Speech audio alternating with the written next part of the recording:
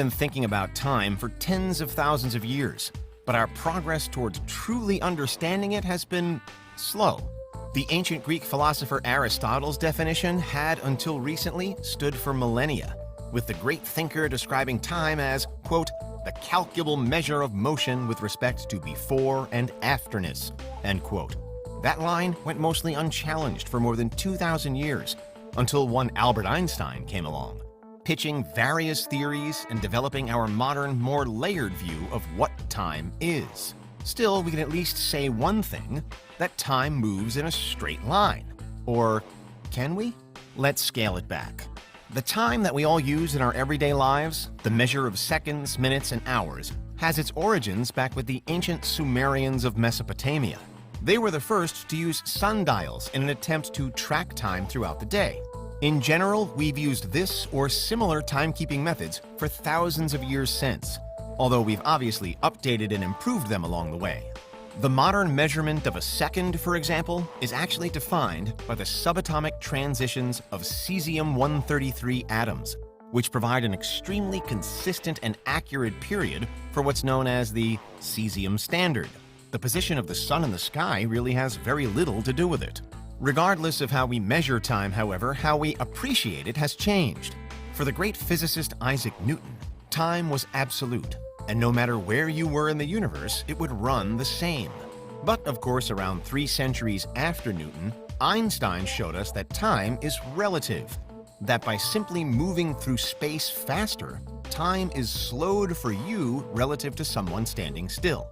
It was a major breakthrough, but still, irrespective of the relative speed at which it passes, it would seem as though time continues to move in one direction.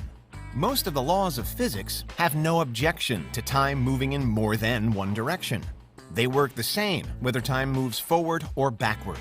And indeed, there is many an eye-catching theory, particularly regarding the possibilities of a multiverse, where time must move backwards. So why, from our perspective, is time an arrow?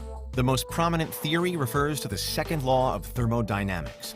It says that entropy, or chaos, is always rising in a closed system. So, since entropy can never be reversed, we might conclude that that's why time never moves backwards. But what would the world be like if it did? To understand this, let's consider the dimensions we know, including time, the fourth dimension. Just as drawing a line between 2 dots creates the first dimension, drawing a line of progression from your birth to your death creates the fourth dimension. If you were able to live and move in this fourth dimension, you'd see your future and past stretched out before you, something like a slinky, with each ring representing a different period in your life, perhaps even a different moment. You'd be able to view and maybe even visit each of these moments, either before or after they had happened to you. Moving through time much as you'd ordinarily move through 3-dimensional space. Sounds exciting, doesn't it? In the real world, as we understand it, however, the downside is that living in the fourth dimension might not work for humans. After hundreds of thousands of years of evolution, we are now so used to the arrow of time that our brains may be incapable of comprehending such a massive change as a world where time moves in more ways than one. In fact, the arrow of time remaining unchanged appears to be crucial to the existence of anything inside this universe, thanks again to entropy and the second law of thermodynamics. These are problems that have long been debated by scientists and philosophers, although the physicist Sean Carroll has particularly spoken at length and in multiple interviews about just how thorny and complicated the concept of time's arrow can be. But let's now imagine that backwards time is possible, and that we can understand, use, and experience it. At this stage, it would be as though we were all time travelers, although we'd all only be able to view our own lives. Time may have existed before you were here and may continue to exist long after you're gone, but your gloriously multi-directioned experience of time in the fourth dimension would still be limited by your own personal start and endpoint, your own personal birth and death. You could revisit your first day on Earth or witness when your last will be, but you'd never be able to go back and see the dinosaurs. To do that, you'd have to rise through the dimensions to the 5th, 6th, and, depending on the model you subscribe to, maybe beyond. Time moving backwards seems impossible to us on our relatively simple plane of reality, but various physicists speculate that there are entire universes out there where time does move backwards with no issue. Julian Barber, Flavio Marcati, and Tim Kozlowski are the three leading voices in favor of something called the Janus point, a kind of theoretical space between universes where the so-called arrow of time splits into two like a river does. In our reality, the Janus point is effectively the Big Bang. Since then, we've existed on one side of the split, experiencing time as we do. But there was also a mirror universe born, one that's totally out of our reach, where time moves backwards from our point of view. So finally, what would it be like were our universe and the proposed mirror universe to somehow fuse? It's not something that any theory or model suggests could happen, but it would make for an interesting life. Were the future and past to mix, and should you be able to move to any point in the time yourself, then events would no longer follow any order at all.